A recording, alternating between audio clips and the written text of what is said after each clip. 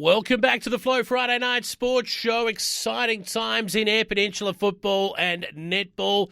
Can't wait to talk about our next netball competition with Joe Franklin, who's hanging around doing double time. Great Flinders netball. What about this? So we've got two fixtures to start the season off in round one. And we might start with the new conglomerate, which is Elliston and Western Districts joined at the hip, and they'll take on Tumby Bay. Now, these two clubs battled out a couple of classic grand finals in Midwest, and now they're joined together to take on Tumby Bay. It's going to be like an association side. Actually, yes, a little bit, and interesting because there's actually a couple of Great Flinders names amongst this Elliston and District side. So very interesting. Of course, we talked last week about Kate Baker taking on the coaching role there, and Annie Williams is the manager of that side. Now, they've got Kate Lauby and Zali Newton in goals, so a couple of renowned goalies there. Lorena Heberman, Charlie Manane, and Zoe Phelps. From Great Flinders as well, playing through the centre court. So a pretty strong, determined, don't mind playing the game the way it should be played. And that will be very interesting with what they could be up against Tumby. And then Natasha Paul and Kelsey Hull are in the defence, so a bit of experience in there as well. Young Vic Henderson is sitting on the interchange bench there. But into that side, they've still got Nikki Schubert to come into the defence end, and they've got Courtney Hull to come into goals. So, yeah, they're going to be pretty strong, but they are taking on a Great Flinders reigning premiers from 2019 in Tumby Bay, and they actually haven't come up with a bad little squad either. With Stacey Curtis, of course, she's going to have another run around. They've brought in Kennedy McNamara, who's at home now, Alex Stratford, who was their goalie in their premiership, Sarah Laurie, Jasmine Tresias, Beck Monfries, Megan Carr, another up-and-coming young one, and Mel Fiarchi, and they've still got to bring into that Carly Dunn. So, as you can see, there are matchups all over the court in this game, and I reckon it would be a fantastic game to get along and see. This is like a dream clash, really. I know, it absolutely is. And, I know Tumby are really excited. I know Elliston and Districts are really excited. Tumby are planning a great day and night.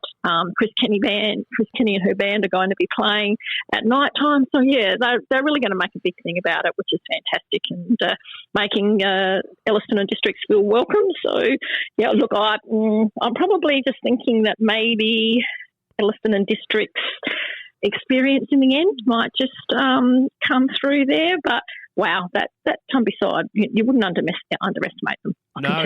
You've got the two grand finalists of Midwest going up against the premiers of Great Flinders. I mean, it's a dream clash. Yeah, absolutely it is. Incredible. Now, I'm not sure whether that was planned that way or whether it just was the way it happened, but it was certainly an amazing first up match. And if anybody has got nothing to do during the holidays and they're hanging around that part of the Ayers Peninsula, I would get along and have a look at it. It'll be, again, all grades are playing.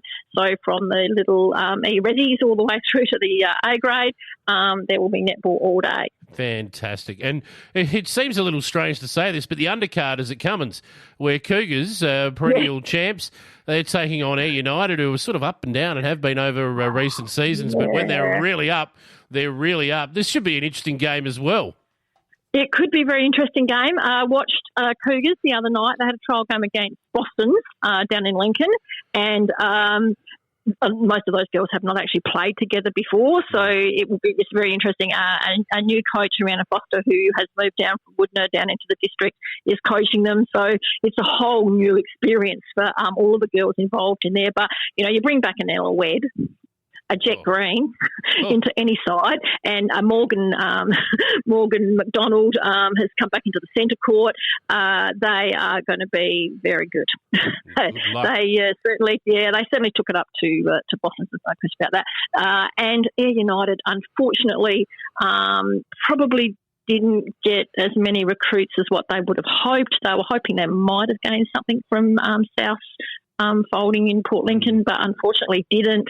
So certainly bringing through a couple of their young ones who have been around for a while in the junior grades have been filling in, but are just going to have to step up and play A grade. And again, you don't count young ones out. No, definitely not. But they will know after tomorrow that they have played an A grade game. There's no question about that. And Cashier's Patrina Bowser is actually coaching them again this year, and she's certainly putting together a little group. But like she said, trying to get everybody together at the same time has not been very easy. School holidays is not easy, and they had to close down training the other night because of the fire through Cockaleachy and through Ungara. So unfortunately, the stars have not all come together for them for this first game, but they'll certainly be working on it for the rest of the season, I have no doubt. So we think Cougars might get up in this one? I think Cougars will get up in this one. Yep, okay. Well, that leaves Lock, Ramblers and United Yolanda waiting another week to start their seasons, and I guarantee you they'll be out and about having a look at some of those clashes. Absolutely. There'll be a few down at Tumby, I reckon. Absolutely. That's going to be a huge day there. Joe, great stuff. Love chatting netball with you. We'll do it again next week where we'll have some results to cover and some previews to go through. Look forward to it. Enjoy the netball on the weekend. Will do. You take care.